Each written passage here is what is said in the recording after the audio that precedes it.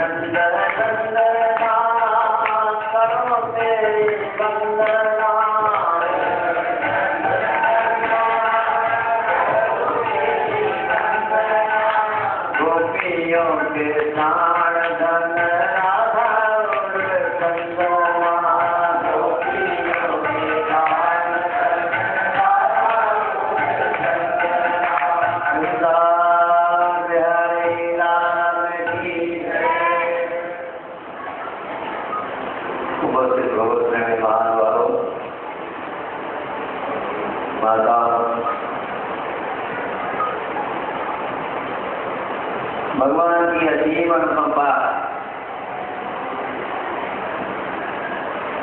अचानक जब जीव के ऊपर कोई विशेष लाभ हो जाए बिना परिश्रम के, तो भगवान की कृपा का ही प्रसाद सामने आता है। यदि प्रयास करने पर कुछ मिलता है तो समझ में आता है कि भाई हमारी मेहनत करने का ये फल है। परंतु ये जो हमें मानव शरीर मिला है ये प्रयास करने का फल नहीं है। प्रयास करने का फल तब होता है जब हमारे पास 10 रुपया हो और 10 रुपए की चीज सामान बाजार में मिल गए हैं, हम तो वो प्रयास करके उतने बदले हो गए।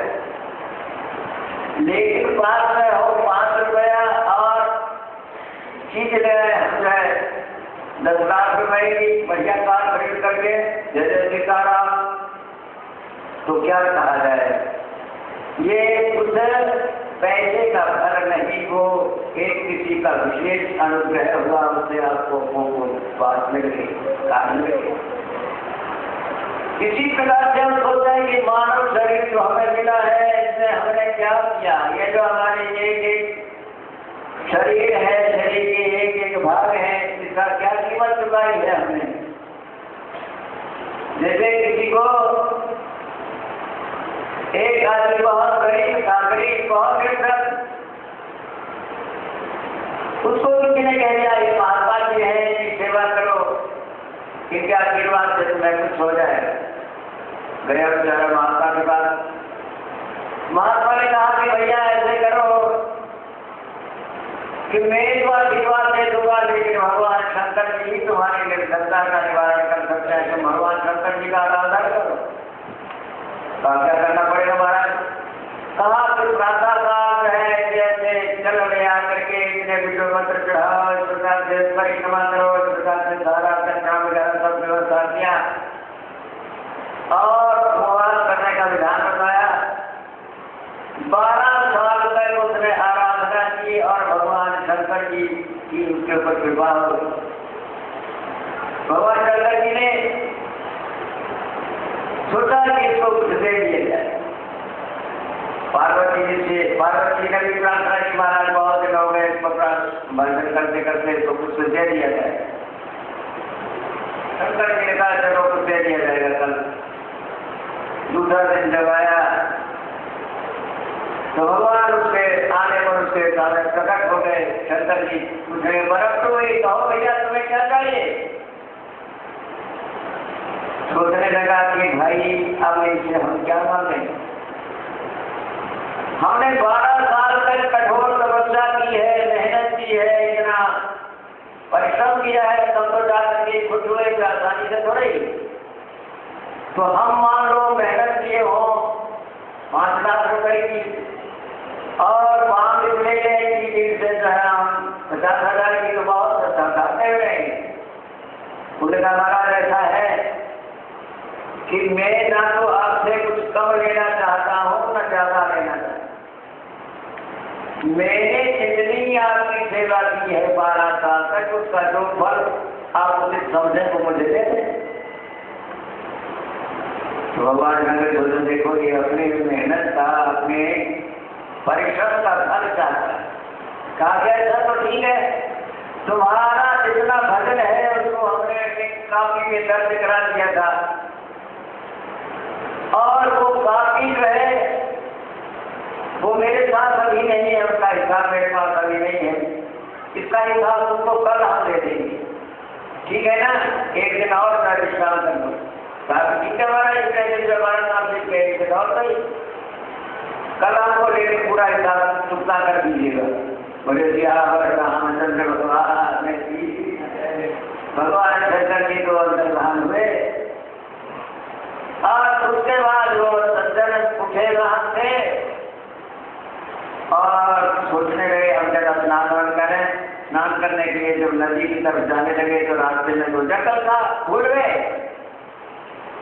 और भूलने के बाद इतना जहाँ भटक गए कि उनको रास्ता पूरा भूल गया और प्यास लग गई बहुत ज्यादा। प्यास के मारे जब व्याकुल हो गए और जैसे आजकल देख रहे हैं बड़ी गर्मी पड़ रही है और जैसे प्यास लग जाए और व्याकुल हो जाता है, तो व्याकुल हो करके एक पेड़ के नीचे गिर पड़े। उधर से देखा एक आदमी एक कमंडल में जल लिए हुए जा रहा था, महात्मा था। उसको देख करके इशारा करने लगे भैया थोड़ा सा चल चल चल चल चल चल चल चल। महात्मा ने पास में जाके कहा क्या चाहिए भाई साहब? पानी थोड़ा पिला दो, मैं मर जाऊंगा बिना पानी। कहा तो भैया मैं पानी तो बहुत दूर से लाया हूँ, यहाँ पानी नहीं है, बहुत दूर से लाया हूँ और अगर आपको जल चाहिए तो आपको बहुत दिन से भजन किए होगा, मैंने तो अभी भजन शुरू किया है।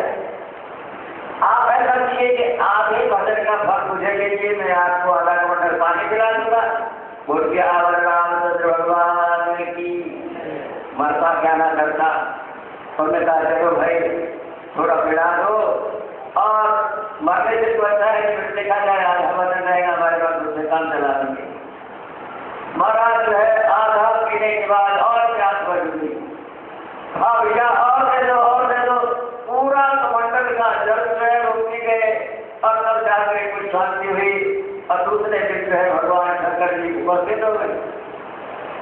भगवान शंकर जी ने कहा भैया तुम्हें अपने भजन का फल प्राप्त कर लिया कि नहीं?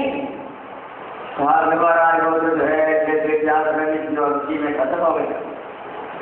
कहा कि ये बताओ कि अब तक तुमने कितने कमंडल जल किया है, नहाया है, धोया है, अपने काम में लगाया है, उस सबका खर्चा कौन चुकाएगा? अब तो उसके कान खड़े हो गए। राम इतना सबका हमको कर्जा चुकाना पड़ेगा तो करोड़ों में लग जाएंगे।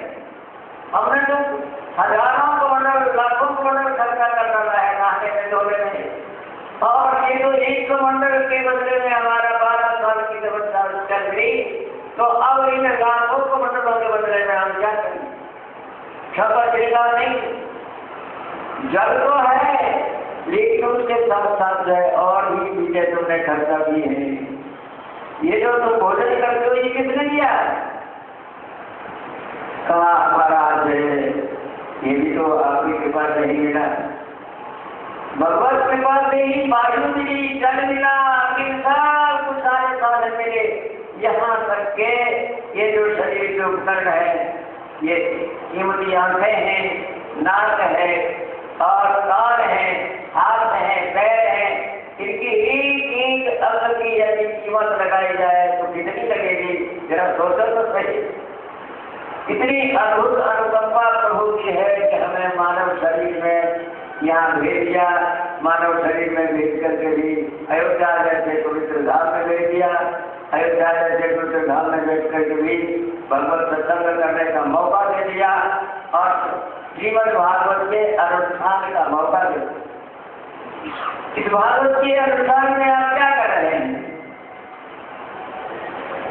जीव के कल्याण के लिए भगवान ने जो साधन दिए हैं उनमें नाम, रूप, लीला और धाम ये 4 चीजें मुख्य हैं। ये जो भगवान के भागवत की कथा है इसमें आप नाम और लीला और धाम ये सबका जो है एक साथ है आनंद ले रहे हैं। भगवान के नाम में अद्भुत शक्ति, नाम नामकारी भगवान सर्व शक्ति सत्राधिका नियमिता श्रवण है नाला।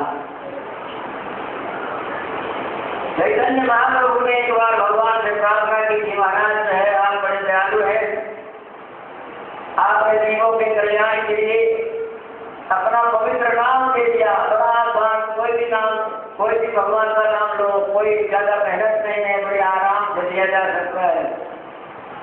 लेकिन ये जीव ऐसा हरामी है, इतना भटका हुआ है कि इतना आसान काम होते हुए भी ये नाम नहीं ले पाता, नाम से विमुख रहता है। चैतन्य महाप्रभु ने कहा हमारा आपकी कृपा का भी अंत नहीं है और हमारी मक्कारी का भी अंत नहीं है। हम जो इस प्रकार से मक्कारी करते हैं ये भी जो है हमारी बेवकूफी है, इसका भी कोई अंत नहीं है। तो भगवान के पास पहुंचने के लिए भगवान का नाम, भगवान के रूप का चिंतन और भगवान की लीला का ध्यान।